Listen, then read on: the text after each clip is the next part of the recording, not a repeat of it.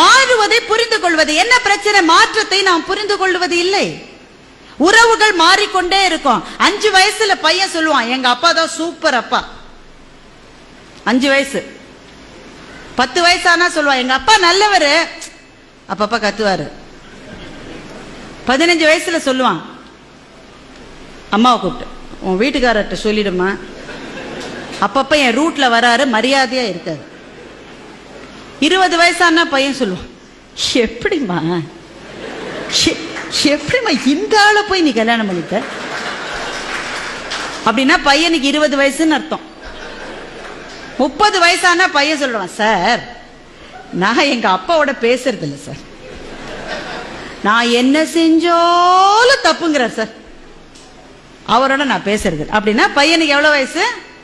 30 வயசு. அதே பையனுக்கு 40 வயசு ஆயிடுச்சுன்னா அவனுக்கே அப்ப குழந்தைகள் இருக்கும். அப்ப சொல்லுவான், எங்க அப்பா கத்திக்கிட்டே தான் இருப்பாரு, ஆனா பாவம் நல்லவருன்னா அவனுக்கு 40 வயசு ஆயிடுச்சுன்னு அர்த்தம்.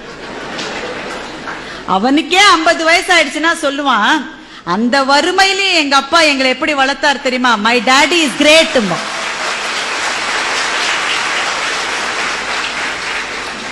எங்க அப்பா கிரேட்னு 5 வயசுல சொன்னது சார், திரும்பி வரதுக்கு 45 வருஷம் ஆயிருக்கு பாருங்க.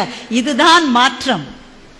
இந்த மாற்றம் உறவுகளில் உண்டு, நட்பிலே உண்டு, வாழ்க்கையின் செல்வ நிலைகளிலே உண்டு. எல்லாத்திலையும் மாற்றம் வரும். எந்த மாற்றம் வந்தாலும் நான் தொடர்ந்து பயணிப்பேன் யார் நிற்கிறார்களோ அவர்களுக்கு சோர்வு வருவதில்லை.